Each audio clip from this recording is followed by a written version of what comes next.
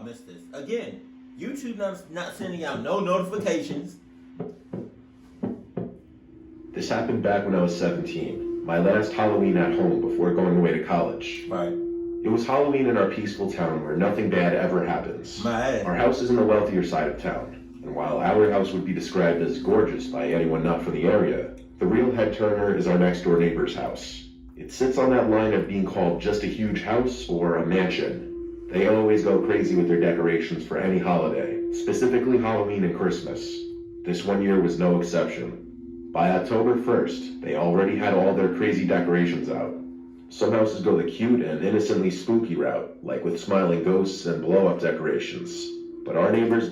Do any of y'all see like when Halloween comes around, you see like the decorations, and it looks really good, like damn near like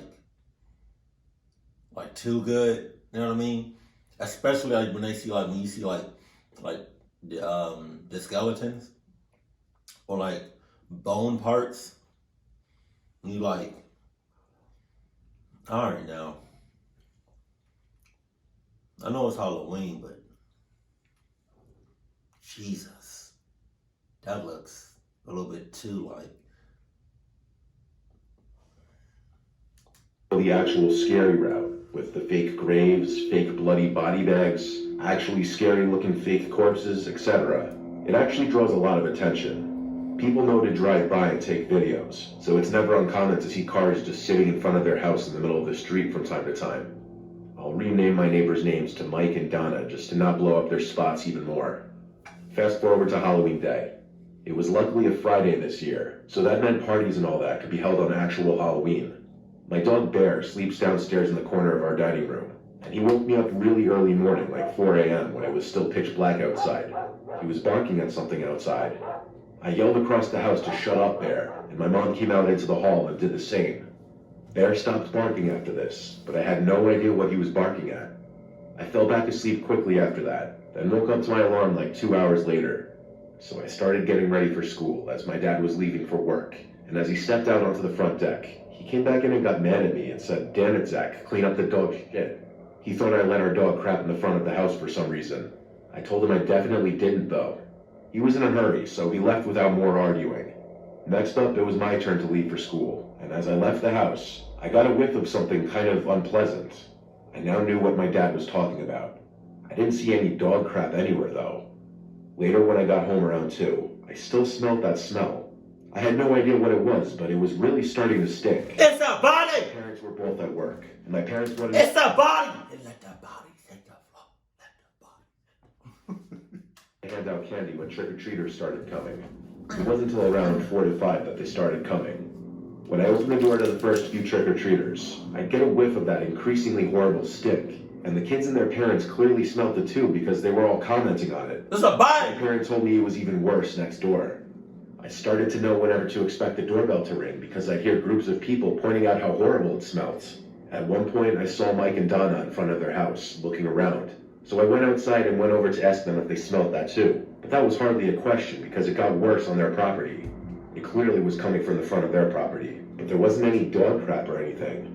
The smell was coming from one of the body bag decorations, only it apparently wasn't a decoration. The couple had a number of fake body bags leaned on things like the mailbox and their front tree. Shit! But there was one just laying flat on the ground, and Mike said to Donna that he didn't put that one there when she asked.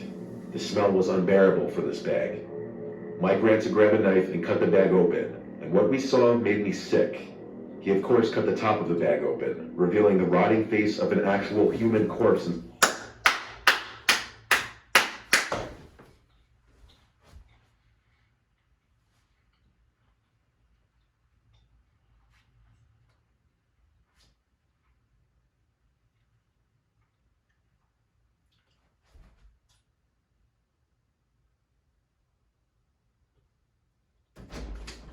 Damn! Shit. At the bag. We all put our hands over our mouths in disgust, wanting to throw up. And of course, there was no audience of kids and parents to see what was going on. It became a huge scene. Mike called the cops, and their whole front yard literally became a crime scene with people gathering from all over to watch, even though the cops kept telling everyone to clear out. The body was taken away.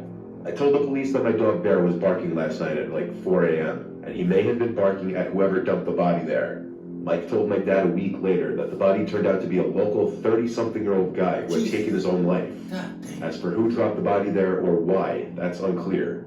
Mike and Donna are very likable people, so we all think it was somebody who just looked at them as some rich, snobby household that overdoes it with the decorations for attention. Obviously, there are some sick people out there.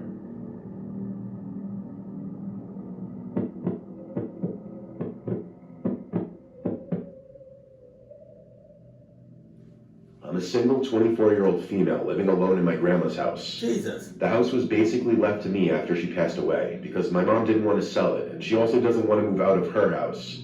So I get to stay in my grandma's house alone. This was last year, Halloween. My first one living in the house alone. I considered just leaving a bowl of candies on the stoop, but I figured that was not the best way to associate a friendly face to the house that I was new to living in. The day went pretty normally. Halloween was on a Sunday, so the trick-or-treaters started coming early on in the day, and it continued all day. Some people asked if my grandma was home, sadly unaware that she had passed away. I explained to those people that I'm her granddaughter, and that I live here now. My grandma was a very loved lady, so it was no shock to me how many people asked about her that day. Mostly everyone who knocked on the door was very friendly and normal. Later on that night, past 9 o'clock, when the trick-or-treaters had dwindled down almost completely, I heard a voice outside the front door say trick-or-treat.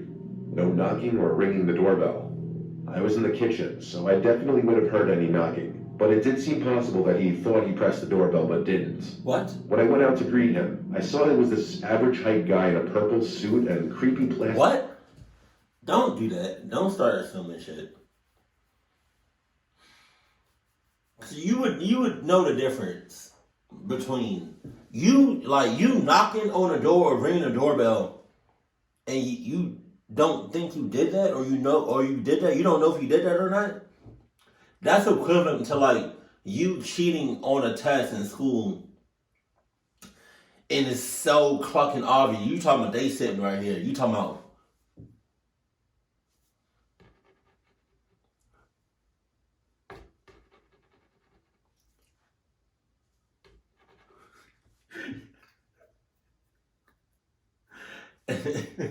And then you get caught, and you like, oh, I didn't know I was cheating. Man, what? Mask. I don't really know what the costume was supposed to be, but it was interesting, I guess. Alright. When I opened the door, he said trick or treat again. But the strange thing was I could tell the guy was a bit older, like a full-grown adult. And he was changing his voice to be a little higher pitched, like he was trying to sound younger. Hell no. It was strange. I assumed he may have had... Wait a minute. So you gonna go from trick or treat to trick or treat, all while you looking dead at him? What the hell? That's like what?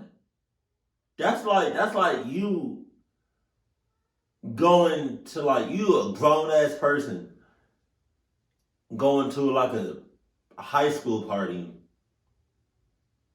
but you get caught, right?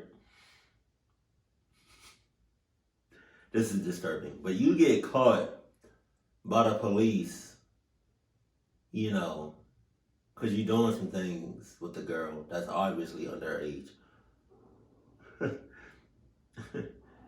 And you try to explain to the cops. You like, oh, cops, I'm not doing nothing. To, you gotta believe me, I'm not doing nothing. What? Issues, so whatever. I asked him what his costume was supposed to be, but he didn't answer. Okay. He just made eye contact through his neck. Close, you need to be like this. You see, hey mama. You see a cluck ass person, right? Saying trick or treat, right? No knock, no doorbell. I open the door. You say trick or treat again. But you're giving me all the cluck vibes all the sus vibes in the world, and you don't say shit else? Mama, move your ass. Move your ass. Oh, shit. That's what you should have did. Close the door in the goddamn face. All right, I'm gonna stop pausing. I took 2 pieces of candy and dropped it in his pillow sack he was holding. 2 Which pieces? looked completely... I'm sorry. I know some of y'all hate when I pause, but 2 pieces of candy? 2 pieces of candy. When you got 30 gallons of candy. I'm gonna cluck you up for that. All right, I'm gonna stop pausing. empty. That was the part that weirded me out the most. He looked into the sack, then back at me.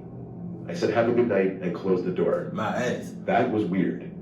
He was the last trick-or-treater of the night. You sure? I wondered if he was accompanied by anybody watching over him, because I assumed he was special needs or something. He was clearly a 30-something-year-old man behind that mask. God damn. The rest of the candies I just left on the dining room table. Halloween was over. Or so I thought. The next night, around the same time as the previous night, I heard a loud trick-or-treat at the front door. That same creepy, fake, high-pitched voice. I had to have imagined it, I thought. But when I went to check through the peephole in the door, it was him again, in the same costume. And by the looks of it, he had an equally empty pillow sack as the night before. I didn't open the door, no shot in hell. A few minutes later, I heard him shout trick-or-treat again. I ignored it. In fact, I shut off the living room lights to basically say, hey, get off my stoop, I'm not answering the door. I went upstairs to my room and shut the door and started watching TV in there instead. Out of sight, out of mind. Until I heard a pop at my window. Something was thrown at it, like a rock. I muted the volume on the TV, and a few seconds later, I heard the familiar trick-or-treat. I suddenly was in panic mode. Why was he doing this? I went to the window, lifted it up, and looked down. That man in the purple suit and mask was looking up at me. I threatened him with calling the police. In response, he very slowly lifted his empty-looking pillow sack up and held it open. It seemed he was some asshole trying to scare me, but Halloween was over, and I wasn't amused. I called 911, and police showed up in under 10 minutes. The guy was still outside. He refused to talk to them, so they put him in handcuffs and took his mask off. And as I figured, it was some creepy-looking 30-something-year-old guy. They told me they were bringing him down to the station, but apparently they let him out within 48 hours. Oh my God. 2 nights later, he came back to my house. Jesus. This time at the backyard door. 48 hours. Wow, that's crazy.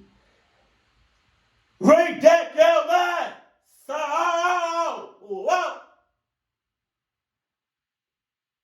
There's something wrong with me. Yeah, it is. I just want to let you know the cops were in cahoots, and the fact that he did the same exact thing again. And why is it only you, or is it everybody else? He never knocked or rang the bell. He'd just stand outside with his empty sack and costume, creepily yelling trick or treat. I called the police again and told them he's back, and once again the police came and arrested him. I swear to God, a week later the man had returned once again, throwing a rock at my window. This time when I called 911, he seemed to actually disappear before the police had gotten there. But regardless, it seemed the police didn't really care to do anything. Either that or they couldn't. Luckily, I think the man lost interest because he hasn't returned since then. You sure? At least as far as I know, unless he's been hiding in my bushes watching me, which is bushes. disturbing to imagine. Halloween is coming up, and I'm kind of nervous he's going to come back. Don't be nervous. Make sure you get the Adidas 76,000s on, right? Make sure you got that bat, Lucille from Walking Dead. Oh, man. Oh, man. I do plan on, after I finish Outlast, I'm going to play Walking Dead. I know, like, some I'm going to just leave it to the, I don't know, all right. I'm going to just leave it for the gameplay. Yeah, have your Adidas 76,000s on. Have Lucille. Don't call the cops because they don't care at all. And just, have Adidas protection all over your house, inside and out.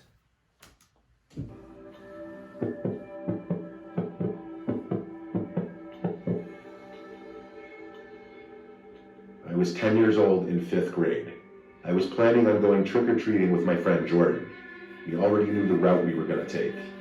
It was the first year that we were being allowed to trick-or-treat alone. My mom gave us big bags for candy. It was a weekend night, so we could luckily stay out later. We did some day trick-or-treating, and after about 2 hours, we went back to my house and took a break. My parents ordered Chinese food for dinner. Jordan stayed for dinner. Then around like 7 or 8, we went back out for some night trick-or-treating. My parents wanted us to stay close. We obviously said yes to that, but we kind of strayed off a different, further away route that we knew less kids would go down. Okay. Everything was going as normal. Less houses would open their doors after dark, we noticed though. But there were still some kids out trick-or-treating since it was the weekend. One house we got to, we rang the bell, and within like 10 seconds, as if he were waiting by the door, a man opened up. Looking back, he was a bald man, looked like he was 45, and had a small gap between his 2 front teeth that we noticed when he smiled as he opened the door. He was overly friendly from the start, complimenting our costumes, trying to ask us where we're from, and just being overly conversational. You doing too much. Just give me the goddamn candy, man. Jesus. For real. Either give it to us or don't. Because what you talking about, I'm not trying to hear none of that. I'm not going to answer none of that. You got all of that. And then some. Just wanted candy. He eventually said he has the candy inside if we want to come in for a second. Okay! He wanted to show us this cool Halloween decoration he had inside. Alright! He described it as some talking skeleton trapped in a cage begging to be let out. Wow! Jordan and I... Wow, that was very specific. Wow, that was very specific. It's almost as if he got somebody in his house that's trying to get out. That was very specific.